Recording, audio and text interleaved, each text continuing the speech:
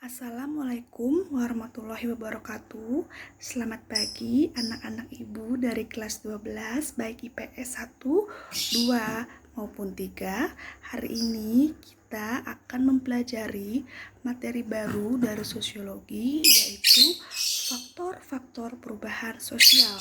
Kita sudah mempelajari tentang definisi, teori, dan juga bentuk-bentuk perubahan sosial.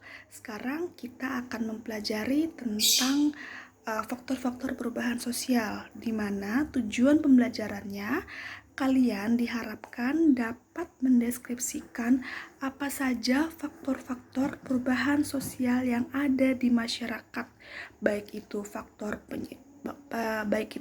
penyebabnya, faktor pendorongnya, dan juga faktor penghambatnya.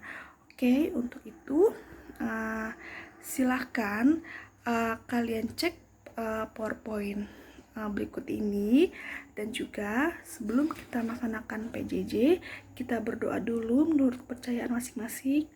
Berdoa dimulai. Oke, berdoa selesai. Tetap jaga kesehatan dan juga tetap semangat. Oke, silakan cek PowerPoint berikut ini. Nah, oke, sekarang kita mempelajari tentang faktor-faktor perubahan sosial, di mana dalam masyarakat ini banyak perubahan sosial yang terjadi. Kemarin kita sudah belajar, ada perubahan cepat, perubahan lambat, perubahan yang direncanakan, perubahan yang tidak direncanakan, perubahan progres, perubahan regres, dan lain-lain. Nah, perubahan sosial itu ada faktor-faktornya. Nah, kita akan belajar 3 faktor perubahan sosial. Yang pertama, faktor penyebabnya, yang kedua, faktor pendorongnya, dan yang ketiga, faktor penghambatnya. Oke, yang pertama ada faktor penyebab perubahan sosial. Di sini dibagi ada yang dari dalam masyarakat dan dari luar masyarakat. Yang pertama, dari dalam masyarakat, yaitu berkembangnya ilmu pengetahuan dan teknologi atau IPTEK. Nah, seperti yang sudah kita ketahui bahwa pada zaman sekarang IPTEK sudah berkembang secara pesat, dan perkembangan IPTEK ini merupakan salah satu modal untuk adanya perubahan sosial, khususnya dalam bidang teknologi. Dan yang kedua, adanya penemuan-penemuan baru. Dan hal ini ada 2 konsep yang harus kalian ketahui.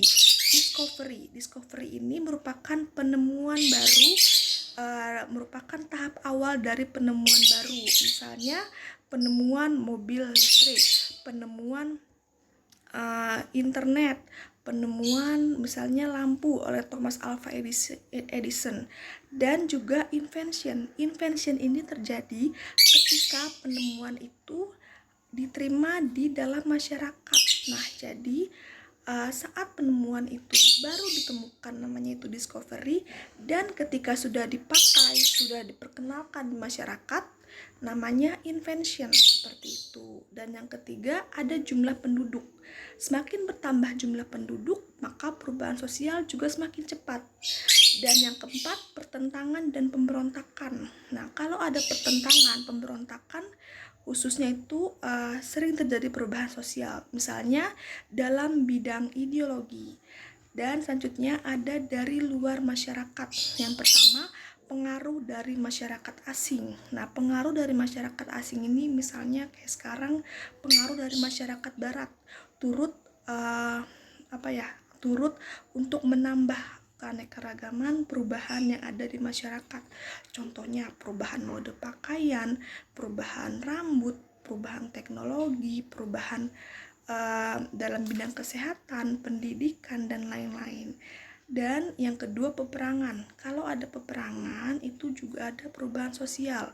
Baik, biasanya pihak yang menang dalam perang itu menunjukkan pengaruhnya. Dia menanamkan pengaruhnya atau dominasinya kepada pihak yang kalah. Misalnya perang dunia kedua, misalnya Jerman menang, Jerman lalu memberikan pengaruhnya, baik itu dalam bidang norma, nilai, dan lain-lain. Dan pihak yang kalah itu mau gak mau untuk mengikuti norma dan nilai yang ada, seperti itu. Dan juga dari luar masyarakat, yaitu bencana alam. Contohnya kayak sekarang COVID-19.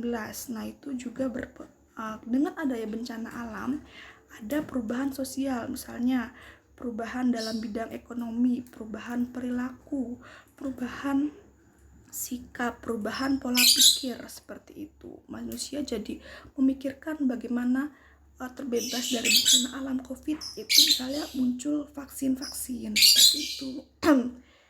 Dan yang kedua ada faktor pendorong perubahan sosial, kontak dengan kebudayaan lain. Semakin banyak kontak dengan kebudayaan lain, maka perubahan sosial juga semakin tinggi. Yang kedua, sikap saling menghargai dan keinginan untuk maju. Yang ketiga, sistem pendidikan yang maju. Semakin majunya sistem pendidikan di suatu negara, maka SDM-nya pun semakin berkualitas, maka akan memunculkan sikap yang baru, pola pikir yang baru, norma yang baru, dan lain-lain. Yang keempat, toleransi. Semakin tinggi toleransi, maka perubahan sosial akan semakin diterima. Yang kelima, ketidakpuasan masyarakat. Semakin masyarakat tidak puas, maka perubahan sosial akan semakin banyak atau semakin tinggi. Misalnya manusia tidak puas nih dengan kondisi sekarang yang COVID-19, maka dari itu muncul vaksin. Lalu selain itu manusia tidak puas nih dengan adanya transportasi yang mencemari lingkungan, makanya dibuat mobil berteknologi listrik. Selanjutnya yang keenam, sistem terbuka lapisan masyarakat. Kemarin kita sudah belajar tentang stratifikasi dan diferensiasi di kelas 11. Nah, semakin terbukanya lapisan masyarakat atau semakin terbukanya stratifikasi masyarakat, maka kemungkinan untuk perubahan sosial itu semakin tinggi, karena masyarakat bisa leluasa untuk memperkenalkan nilainya, normanya, tanpa harus terbentur misalnya kasta dan lain-lain. Yang ketujuh, adanya orientasi ke masa depan. Nah, selanjutnya ada faktor penghambat perubahan sosial. Yang pertama, kurangnya hubungan dengan masyarakat. Semakin kurangnya hubungan dengan masyarakat, maka perubahan sosial akan sulit diterima. Yang kedua, perkembangan iptek yang terhambat. Semakin terhambatnya perkembangan iptek, maka perubahan sosial juga semakin terhambat. Yang ketiga, sikap masyarakat tradisional yang konservatif. Konservatif ini mereka cenderung untuk memelihara nilai dan norma yang ada. Jadi mereka sulit untuk menerima nilai dan norma yang baru, sehingga perubahan sosial pun sulit terjadi. Oke, terima kasih. Tadi ada 3 faktor penyebab perubahan sosial, faktor pendorong, dan faktor penghambat. Oke, terima kasih untuk perhatiannya.